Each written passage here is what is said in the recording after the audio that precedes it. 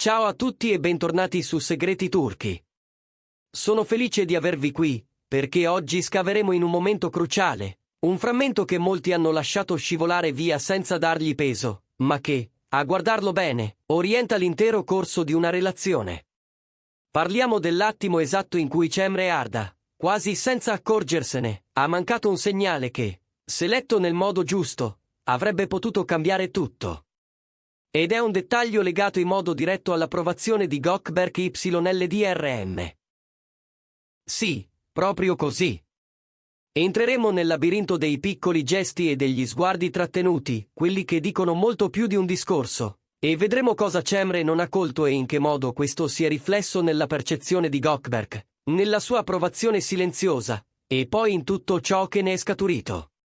Prima di addentrarci, un promemoria importante. Se ancora non l'avete fatto, iscrivetevi a Segreti Turchi.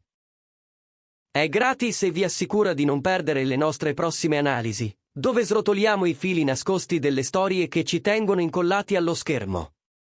Detto questo, iniziamo davvero. Il titolo di oggi potrebbe essere Il dettaglio chiave che Cemre non ha visto, l'approvazione di Gökberk. E la domanda che guida tutto è semplice e spiazzante. Quale dettaglio preciso è sfuggito a Cemre? Per comprenderlo, dobbiamo fare un passo indietro e leggere la dinamica tra Cemre Arda, Gökberk YLDRM e l'ambiente che li circonda. Cemre porta con sé un passato che l'ha resa prudente, attenta, a volte fin troppo vigile. È abituata a misurare l'aria prima di respirarla, a cercare conferme non solo in chiama, ma anche nella famiglia. Negli amici, in quel coro di sguardi che spesso giudicano più di quanto comprendano. In questa costante ricerca di validazione si nasconde la chiave di ciò che le è sfuggito. Immaginate la scena. Una cena di famiglia. Tavola elegante, calici che tintinnano appena, le parole che si scelgono con cura e poi, ogni tanto, una punta di veleno ammantata di cortesia. Cemre sta provando a difendere una decisione personale. O forse sta spiegando un tratto del suo passato che ancora le pesa sul cuore. Gli sguardi sono tutti su di lei, alcuni morbidi, altri infilzati di dubbio. Lei cerca in Gökberk quel segnale che la terrà a galla.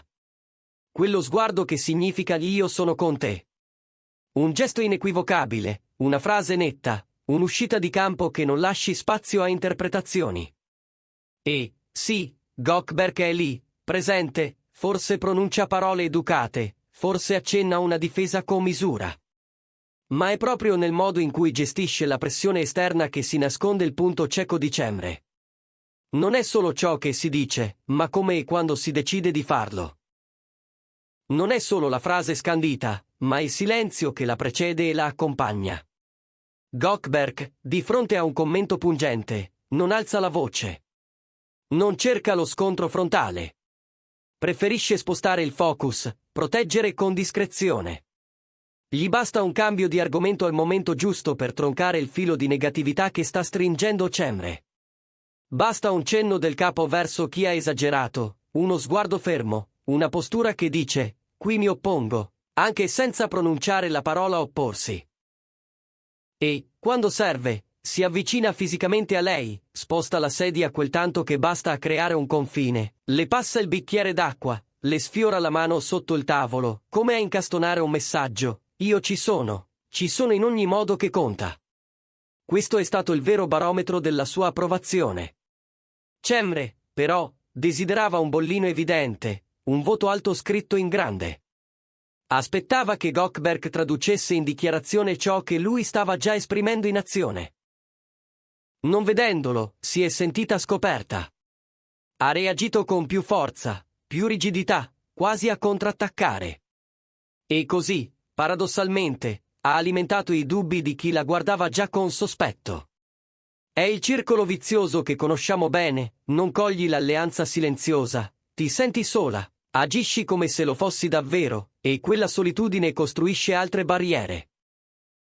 Se Cemre avesse spostato lo sguardo dalle formule che conosceva, dalle parole che voleva sentirsi dire, e avesse guardato meglio il linguaggio del corpo di Gökberk, i suoi tempi, la sua scelta di non amplificare il conflitto ma di arginarlo, si sarebbe sentita più sicura. Avrebbe capito che, pur sotto pressione, lui la considerava degna di essere difesa. E forse avrebbe respirato con più calma, con più fiducia, invece di lasciarsi trascinare dalla tempesta. Perché nei rapporti non sempre l'approvazione è un titolo scritto in maiuscolo. Spesso è una musica bassa, una nota lunga che copre i rumori, una presenza che non chiede di essere annunciata.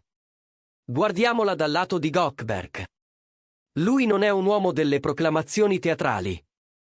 La sua immagine pubblica ce lo conferma, misurato, concentrato, più incline a farsi capire dai gesti che dagli slogan. Per lui l'appoggio non ha bisogno di fuochi d'artificio. Ha bisogno di coerenza. Sa quando togliere ossigeno alle micce che potrebbero esplodere, sa quando chiudere le finestre per non far entrare correnti fredde. Eppure, vedendo la reazione di Cemre, può aver provato frustrazione. Come fa a non vedere che la sto proteggendo? Può essersi chiesto in silenzio. Perché ha bisogno che lo dica a voce alta, quando lo sto già facendo? Sono domande che bruciano, perché toccano non tanto ciò che provi, ma il modo in cui lo mostri. Il punto è proprio lì. Nell'alfabeto diverso con cui si scrivono gli stessi sentimenti. Cemre, desiderosa di un segnale narrabile, si è aggrappata alla grammatica del chiaro e tondo. Gökeberg, fedele a una forma di discrezione che è quasi una dichiarazione di intenti, ha tenuto il timone nelle mani, evitando scogli e burrasche. Due linguaggi, due tempi, stessi obiettivi. Eppure, l'incomprensione ha trovato spazio tra le crepe di aspettative diverse. A volte basta poco. Una pausa interpretata come esitazione, una frase gentile scambiata per neutralità, una carezza invisibile perché nessuno l'ha nominata. Le conseguenze non sono immediate come un temporale estivo, ma lasciano pozze in cui continui a specchiarti. Non vedendo l'approvazione dove c'era, Cemre si è lasciata invadere dalla vulnerabilità. Ha messo in dubbio decisioni che, dentro di sé, sapeva giuste. Ha lasciato che le parole degli altri pesassero più delle azioni di Gökeberg. E, nel contempo, lui ha colto nella sua difesa accesa un sospetto nei suoi confronti. Non si fida del mio modo di esserci, può aver pensato. Da lì in poi, ogni scena successiva è stata condizionata da quel piccolo fraintendimento iniziale. Che cosa sarebbe cambiato se Cemre avesse letto quel dettaglio? Probabilmente avrebbe affrontato la cena con uno sguardo diverso. Meno contratta, più salda. Forse avrebbe risposto con calma al commento fuori luogo, sapendo di avere un argine al suo fianco. Forse avrebbe sorriso a fine serata, grata non di una frase memorabile, ma di una serie di azioni precise, di scelte che hanno disinnescato gli spigoli. E a catena sarebbe cambiato anche il modo in cui gli altri l'avrebbero vista, non una donna sola che si difende, ma una donna sostenuta, che non ha bisogno di alzare la voce per essere ascoltata. A ben vedere, quell'episodio mette in luce quanto conti la comunicazione non verbale. Le relazioni si costruiscono su ciò che si dice e su ciò che si fa, ma spesso sono le cose non dette a decidere il clima. L'approvazione non è un timbro, è una costellazione di gesti. E il dettaglio che Cemre non ha visto è proprio lì, nella postura con cui Gökeberg l'ha coperta, nel ritmo con cui ha deviato gli attacchi, nel modo in cui ha preso su di sé l'attenzione quando serviva, lasciandole spazio per respirare. Il mancato riconoscimento di quella difesa silenziosa ha aperto la porta a nuovi dubbi e nuove reazioni, forse troppo impulsive. Pensiamo anche all'eco a lungo termine. Un dettaglio ignorato può diventare un gancio a cui si aggancia altro. La prossima volta che qualcuno tirerà fuori il passato di Cemre, lei ricorderà quella sensazione di scopertura e tornerà a irrigidirsi, senza considerare che accanto a lei c'è ancora la stessa mano pronta a schermarla. E, di converso, Gökeberg potrebbe convincersi che per farsi sentire deve tradire la sua natura, urlare dove preferirebbe ragionare, esagerare dove basterebbe guidare. È una spirale in cui entrambi rischiano di rinunciare a parti autentiche di sé. Eppure, la soluzione è davanti agli occhi, imparare a leggere e a farsi leggere. Per Cemre, tradurre la discrezione di Gökeberg come una forma alta di cura. Per Gökeberg, comprendere che, a volte, una frase detta chiaramente non è teatralità, È solo un ponte che aiuta l'altro a capire dove stai, da che parte guardi. In fondo, si tratta di decodificare il medesimo sentimento in due dizionari diversi e trovare una lingua comune. Non la perfezione, ma un accordo di base.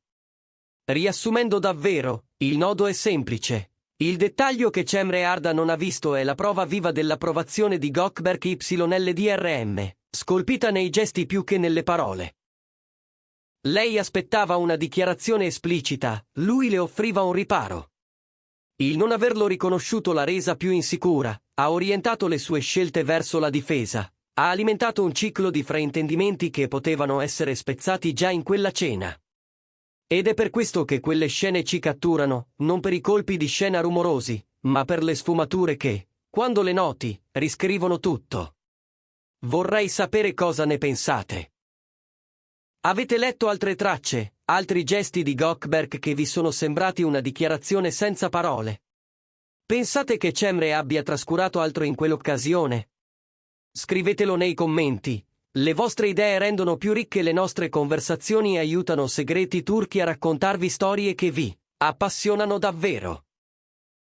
E, se questo viaggio nell'anatomia di un dettaglio vi è piaciuto, mettete un like, condividetelo con chi segue la coppia e, soprattutto, iscrivetevi al canale attivando le notifiche.